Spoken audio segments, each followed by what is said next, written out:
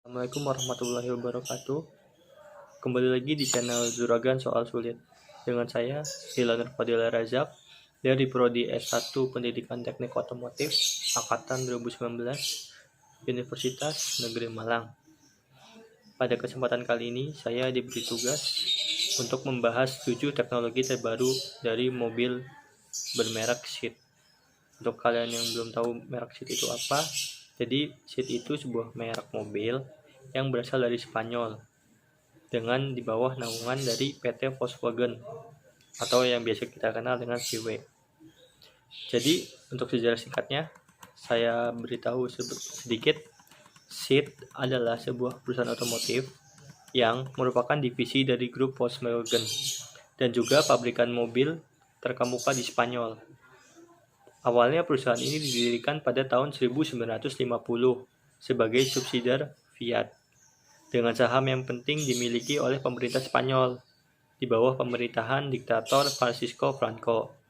Pabrik ini berlokasi di Barcelona, Spanyol.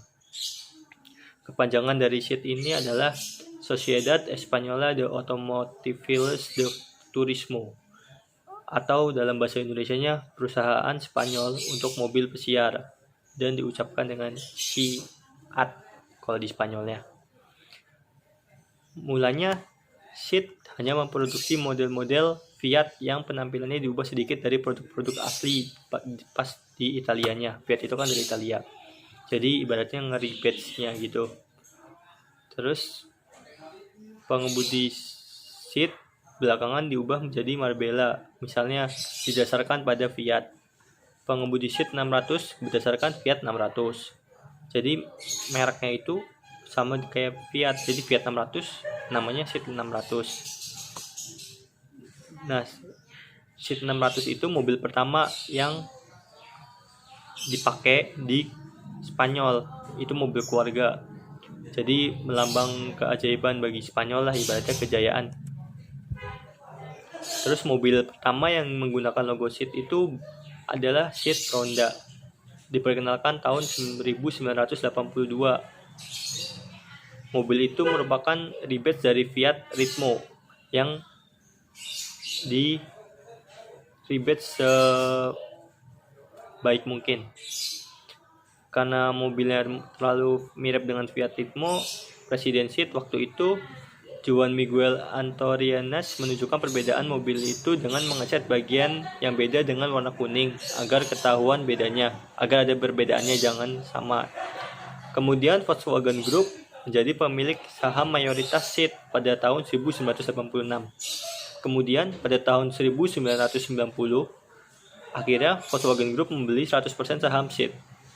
Hingga saat ini Seat mempunyai pabrik di daerah Martorell, sebuah kota industri di dekat Barcelona. Fasilitas pabrik ini termasuk yang paling baru di seluruh Eropa, dan tiap tahunnya dihasilkan 450.000 unit mobil dari pabrik ini. Bahkan Seat juga telah memindahkan kantor pusatnya dari Barcelona ke Martorell. Seat menjual produknya itu di 50 negara, mayoritas Eropa dan Amerika Latin ada tapi tidak terlalu banyak. Terus selanjutnya mungkin saya akan menjelaskan 7 teknologi terbaru yang ada pada mobil Seat. Untuk selanjutnya mari kita simak video. Di sini saya akan menjelaskan 7 fitur terbaru dari mobil Seat. Mungkin yang pertama ada DSG atau Directive Gearbox. Jadi sistem transmisi Directive Gearbox ini adalah sistem transmisi kopling pengemudi atau dual clutch, yaitu kopling ganda yang dikembangkan oleh Volkswagen Group. Diperkenalkannya pada tahun 2003. Jadi DSG ini perpaduan dari transmisi manual dan otomatis. DSG dilengkapi 2 buah input shaft yang berarti mengusung 2 buah plat kopling, sangat berbeda dengan transmisi manual ataupun otomatis yang hanya dilengkapi 1 buah input shaft. Terus di DSG ini ada di transmisinya dan N normal, D drive, S sport, R reverse, P parking. Mungkin sama kayak otomatis. Jadi kerja kopling gandanya itu kopling pertama untuk melayani perbandingan gigi 1, 3, 5 serta mundur.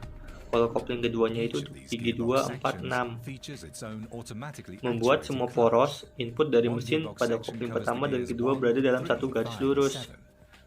Mekanisme kontrol DSG ini memakai ECU yang terpisah dari ECU mesin dan menyatu pada rumah transmisi. Bersama ECU mesin dan ECU transmisi secara simultan data yang didapat dari mapping digunakan untuk mengoperasikan valve body yang memberikan tekanan hidrolis pada kopling dan garpu pemindah gigi. Namun pada prinsipnya, transmisi kopling ganda ini bertujuan untuk memadukan kesigapan ala transmisi manual, namun tidak memiliki pedal kopling layaknya transmisi otomatis, plus perpindahan gigi yang halus serta lebih cepat dari jenis manual sekalipun.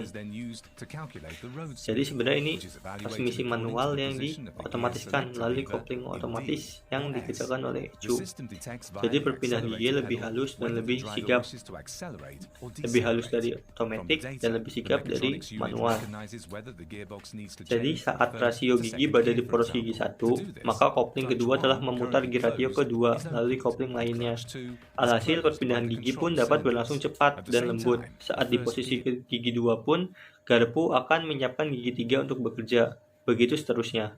Namun, demi mengantisipasi downshift, garpu tidak menguji secara penuh. Alhasil saat gigi diperintahkan turun, transmisi masih sanggup merespon dengan cepat. Jadi ketika misalkan lagi gigi 4, terus kita sengaja untuk nurunkan gigi shift. Jadi transmisi itu masih bisa merespon, tidak dikunci. Terus di dalam ini disediakan beberapa pilihan mode perpindahan gigi, mulai dari normal, sport. Kalau normal itu untuk santai kayak dalam kota, kalau sport itu untuk lebih cepat kayak di dalam tol, jalan bebas hambatan, itu mode sport. Jika ingin memaksimalkan seluruh daya yang disimpan, itu pakai modenya mode sport. Ini menjadi fitur lebih dari sebuah transmisi otomatis. Sebagai pelopor juga, Volkswagen Group akan terus berinovasi. Contohnya tahun lalu, Volkswagen meluncurkan perkembangan DSG bertajuk 7-speed S-Tronic. Selain menambah satu lagi perbandingan gigi, kopling ganda yang digunakan sudah tidak lagi direndam oli alias murni kopling kering layaknya transmisi manual biasa. Memang secara kualitas material pastilah menuntut standar tinggi, akan tetapi dengan semakin ringkasnya konstruksi kopling dan hilangnya selip dan cairan pelumas membuat bobotnya berkurang dan respon terhadap perpindahan gigi menjadi lebih baik dan lebih halus. The sum of positive attributes speaks clearly in favor of the DSG. With the 7-speed DSG, the developers from Volkswagen have achieved several world premieres. It's the first 7-speed automatic gearbox for transverse installation and the first of its kind with dry dual clutch. Compared with the combination of classic automatic gearbox with torque converter and 85 kilowatt FSI engine, the 7-speed DSG achieves better acceleration with the new 90 kilowatt TSI engine, which means a higher level of dynamic driving performance. And it achieves this with clearly lower consumption and respectively lower CO2 emissions. In all, there's a reduction of up to 22%.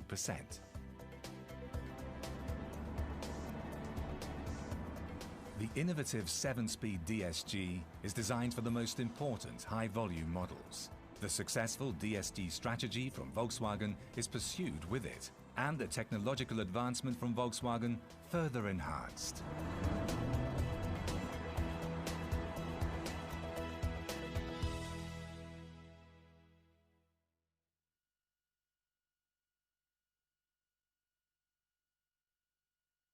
Kedua ada autonomous emergency braking. Sistem ini merupakan pekerjaan yang sebenarnya kecil tapi bermanfaat. Ini menggunakan radar. Apalagi ada mobil yang sudah ada cruise control. Nah, radar itu sama aja. Jadi untuk mendeteksi mobil yang di depan. Jadi ketika mobil depan rem mendadak, mobil kita juga dapat rem otomatis. Misal ada pengemudi yang kurang fokus dan kemudian ada mobil dari depan nyalip terus berhenti mendadak, itu dapat ngerem dengan sendirinya. Tapi dengan kecepatan, dengan ketentuan, mobil kita itu kecepatannya maksimal 60 km per jam. Sekarang udah banyak mobil modern yang dilengkapi dengan berbagai radar selama bertahun-tahun sampai sekarang. Terus sebenarnya ini autonomous emergency braking diperkenalkan pada tahun 2009 bukan oleh Volkswagen melainkan oleh Volvo. Tapi secara mengejutkan, sistem ini menggunakan sistem radar yang mengukur jarak ke kendaraan dengan apapun di depan pengemudi, kemudian bereaksi jika jarak itu tiba-tiba mulai semakin kecil dengan kecepatan simpul yang tinggi. Jadi misalkan ada benda apapun di depan dan radar itu membaca akan mobil kita mendekat, itu mobil dengan sigapnya langsung mengerem. Jadi setiap perusahaan mobil sebenarnya menggunakan metode yang berbeda, tapi sistemnya, cara kerjanya itu hampir sama, cuma mungkin nama-namanya beda. Sebenarnya dikontrol oleh komputer. Sistem ini dapat bereaksi lebih cepat daripada pengemudi. Misalkan pengemudi sadar, oh di depan ada mobil, ngerem. Nah itu sebenarnya lebih cepat sistem AEB dibanding pengemudinya. Selanjut yang ketiga. Selanjutnya di sini ada Dynamic Chassis Control System atau Autonomous Chassis Control System. Cuman di Volkswagen Group ini dikenal dengan Dynamic Chassis Control System. Jadi cara kerja itu dengan menekan satu tombol, mobil yang dilengkapi dengan fitur itu dapat dengan cepat menyesuaikan suspensi ke mode apapun yang kita mau. Jadi sistem suspensinya itu mengandalkan sensor pada shockbreaker yang memproses informasi dari jarak travel tersebut. Jadi sensor tersebut ketika tombol yang di dalam sudah dipencet, sensor mengirimkan data ke ECU. Si ECU ini memerintahkan komponen pengendali damper untuk mengatur suspensi agar bekerja sesuai kebutuhan mobil. Terus di Dynamic Chassis Control ini ada 3 mode berkendara, ada Comfort, Sport, sama normal. Kalau comfort itu lebih lembut, kalau sport itu suspensinya mungkin lebih keras karena untuk kendaraan kencang kan harus butuh suspensi yang keras. Kalau comfort itu untuk yang santai dalam kota. Kalau yang normal ya untuk di macet-macet, mungkin gitu. Regulation. Anti-slip regulation itu mencegah mobil slip. Jadi ketika ada satu roda yang slip itu atau kehilangan traksi, si ECU mengirimkan data. Jadi ketiga roda yang masih ada dapat traksi itu membantu roda yang slip tersebut dan kembali mendapatkan traksi menggunakan sensor. Biasanya menggunakan sensor ABS yang dipasang di pak kasis. Pak kasis ini sebenarnya memperkerjakan mobil untuk parkir sendiri. Pertama kita cari lahan kosong yang bisa buat mobil kita parkir, terus mencet tombol. Ada mobil yang tombol atau ada yang langsung ubah ke gigi mundur. Nanti dengan sendirinya roda kemudi akan berputar dan gas rem akan diatur oleh ECU. Jadi nanti akan ditampilkan di layar MID. Misalkan mobil sudah mundur dari posisi yang mentok, untuk maju lagi kita tinggal ngoper ke D dan mobil jalan sendiri. Jadi kita hanya mengontrol di tuas transmisinya. Kalau ketika mobil mundur ke R itu ke D. Itu menggunakan sensor untuk mengidentifikasi ruang parkir. Selanjutnya yang keenam ada Front Differential Lock atau XDS yang dikenal di mobil Volkswagen Group. XDS ini untuk meningkatkan traksi dan penanganan model untuk mobil berpenggerak roda depan. Jadi cara kerja mungkin hampir sama dengan mobil yang 4-wheel drive. Jadi menjaga semua itu tidak kehilangan traksi. Cuman ini untuk roda depan saja karena mobil bergerak roda depan.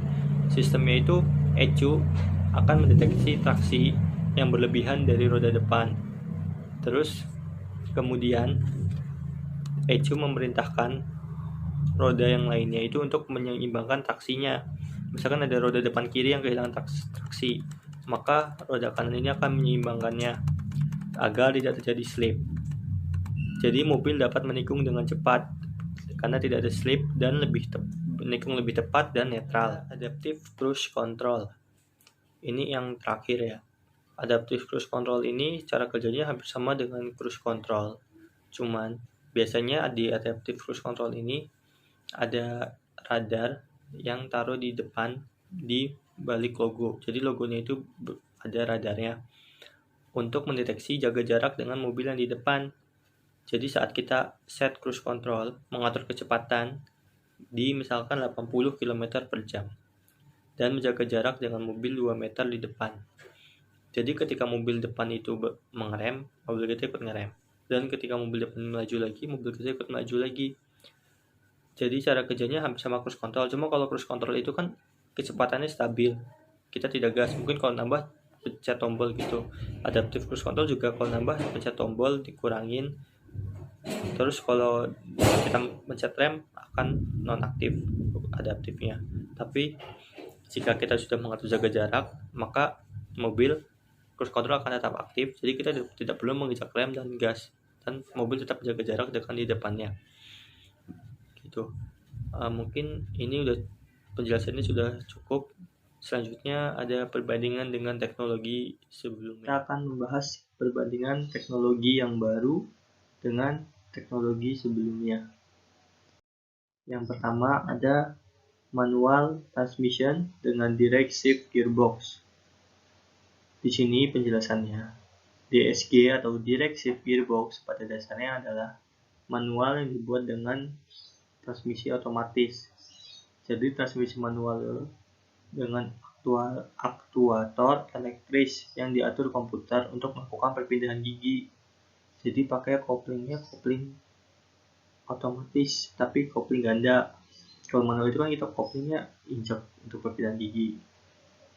Makanya DSG tidak memakai kopling fluida, tapi pakai kopling mekanis. Yang kedua ada Adaptive Cruise Control dengan Autonomous Emergency Braking.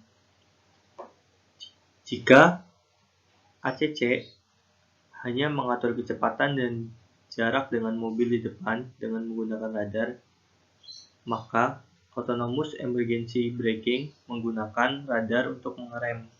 Jadi kalau pengemudi nggak fokus dalam menyetir atau tiba-tiba ada mobil nyusul dari samping, itu mobil dapat mengerem dengan sendirinya.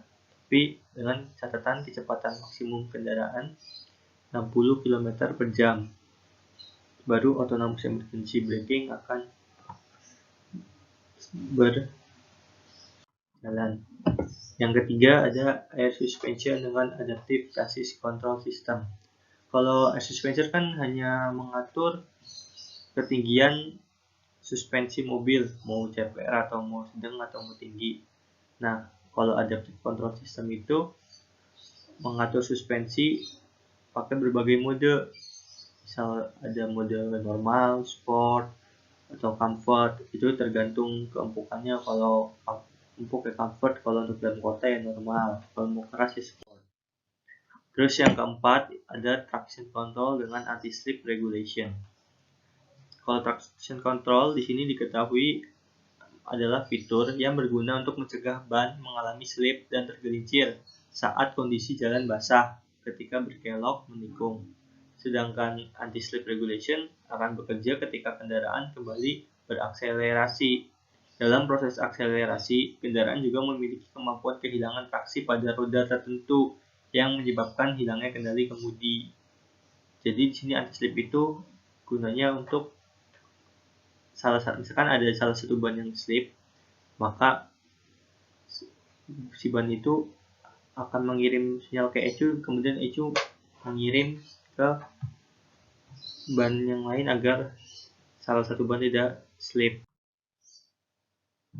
Yang kelima, kamera mundur, sensor parkir dengan park assist. Kalau mungkin zaman dulu itu parkir itu hanya dibantu dengan teknologi kamera mundur yang ada di head unit monitor atau sensor parkir yang kalau mundur semakin dekat semakin bunyi. Nah, kalau sekarang itu ada teknologi namanya park assist. Jadi park assist itu mobil bisa parkir sendiri hanya dengan menekan tombol dan tuas pada posisi R. Kemudian yang keenam. Yang keenam adalah four wheel drive dengan electronic differential lock. Jadi jika four wheel drive atau all wheel drive itu kan untuk rata-rata untuk off-road itu agar kendaraan tidak kehilangan traksi kan. Nah, kalau ini electronic differential lock atau front differential lock di mobil VW Group namanya, itu mencegah salah satu roda depan agar tidak kehilangan traksi. Kemudian yang ketujuh ada cruise control dengan adaptive cruise control. Jika cruise control ini melajukan mobil dengan kecepatan konstan ketika kita sudah mengaturnya, maka kalau adaptive cruise control kita mengatur kecepatan di berapa dengan jarak di depan mobil itu berapa. Jadi jika di depan mobil mengerem, mobil juga akan mengerem mengurangi. Tapi jika mobil di depan sudah tidak ada, kita kecepatan kembali ke yang kita inginkan. Dan bisa menambah kecepatan dengan mengatur tombol yang biasa ada di kanan setir. Untuk di mobil Jepang, Korea, untuk di mobil Amerika, Eropa ada di kiri setir. Ini kita jadi jika misalkan di jalan tol kita tidak perlu capek injek gas ataupun injak rem. Mungkin itu pembahasannya. Nanti selanjutnya ada kesimpulan. Kita sudah membahas tentang sejarah singkat mengenai merek seat, teknologi terbaru yang ada di mobil seat, kemudian perbandingan teknologi terbaru sama yang sebelumnya. Maka masuk ke bagian akhir yaitu kesimpulan. Di sini saya menyimpulkan sebenarnya teknologi yang terbaru ini sebenarnya teknologi yang udah ada, cuman dikembangkan lagi. Jadi semakin dengan perkembangan zaman maka teknologi itu akan semakin terus diperbaharui. Contohnya kayak ada cruise control dengan cruise control itu kan sebenarnya hanya menggunakan radar, cuman diperbarui lagi jadi bisa dapat menjaga jarak. Jadi teknologi diperbarui dengan tujuan memudahkan manusia dalam beraktivitas, contohnya dalam mengemudi. Mungkin itu yang dapat saya sampaikan. Apabila ada kekurangan dalam penyampaian atau kurang jelas saat saya menyampaikan, mohon maaf. Karena di sini saya juga masih belajar. Terima kasih sudah menonton. Jangan lupa subscribe ke channel ini untuk mendapatkan informasi atau video-video terbaru lainnya. See you. Terima kasih telah menonton.